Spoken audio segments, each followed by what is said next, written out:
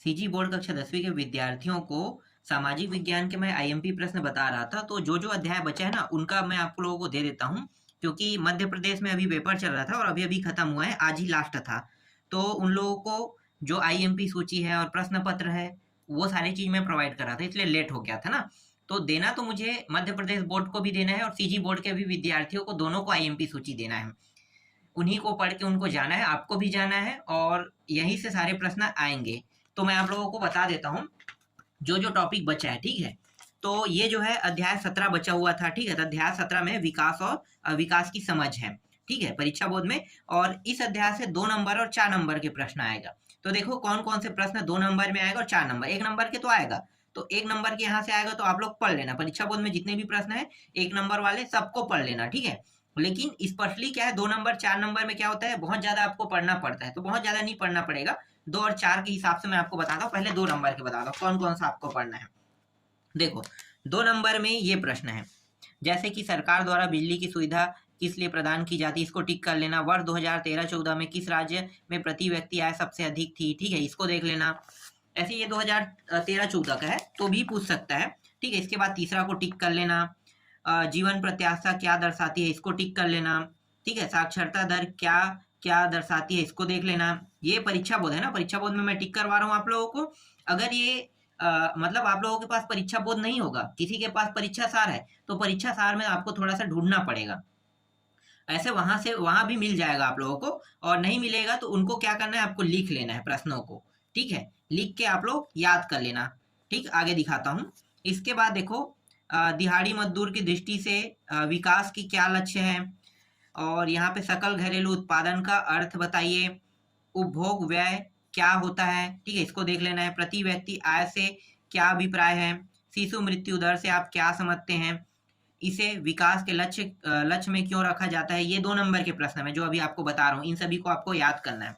इसके अलावा ये 12वां और ये 13वां, इसको भी आपको याद कर लेना है, ठीक है। इसके बाद लघुत्री जो है ना, इनको आपको नहीं पढ़ना है, 4 नंबर के प्रश्न आपको बता रहा हूँ, ठीक है। लघुत्री में ये वाला टॉपिक नहीं है, दूसरा भी नहीं, तीसरा भी नहीं है, ठीक है। तीसरा 2 नंबर में एक बार आया था ये प्रश्न, ठीक है। 2 नंबर के प्रश्न में ये 2022 में आया था, पर ये नहीं आएगा, आपको ये पढ़ने की जरूरत नहीं है।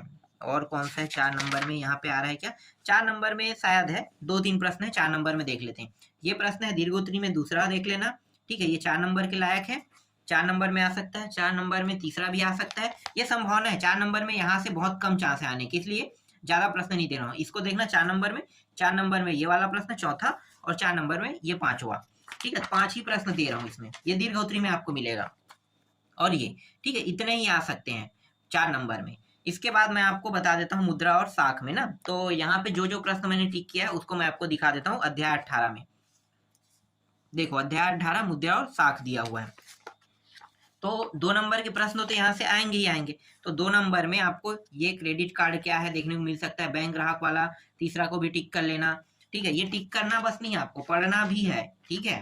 तो टिक कर रहे होगे तभी तो पढ़ोगे, इसलिए मैं आपको बहुत फास्ट नहीं दे रहा हूँ, आप लोग पढ़ते जाओ, कम से कम एक बार पढ़ ले रहा हूँ, जो जो टिक करा रहा हूँ उसको, तो याद रहेगा आप लोगों को कि हाँ हमने कम से कम एक बार पढ़ा है। साख से क्या सा है, ये देख लेना, 6वां 7वां टिक कर लेना, 8वां है, 9वां है, 10वां है, इसके बाद 11वां है, चेक क्या है, 12वां भी टिक कर लेना, ठीक है। फिर लघुत्तरी में आपको 2 प्रश्न टिक करना है, इसको भी टिक करना है।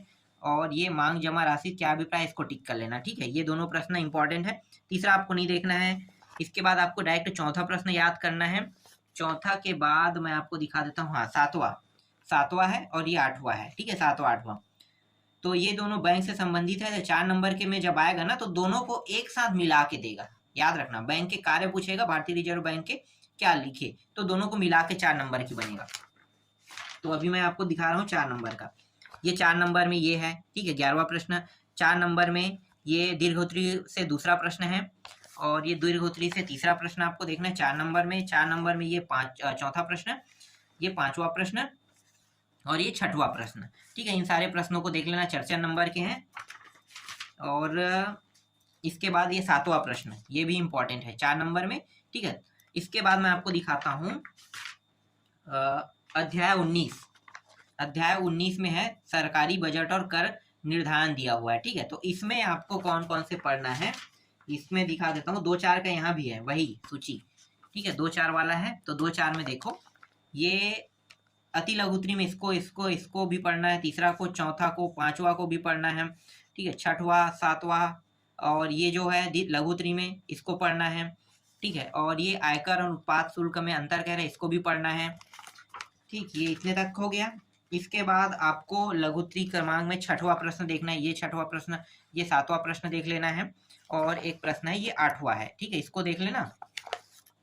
और इसके बाद डायरेक्ट ना हम 12वां प्रश्न में आएंगे, ठीक है, 12वां को याद कर लेना, ये प्रश्न इंपॉर्टेंट है, इसको याद कर लेना।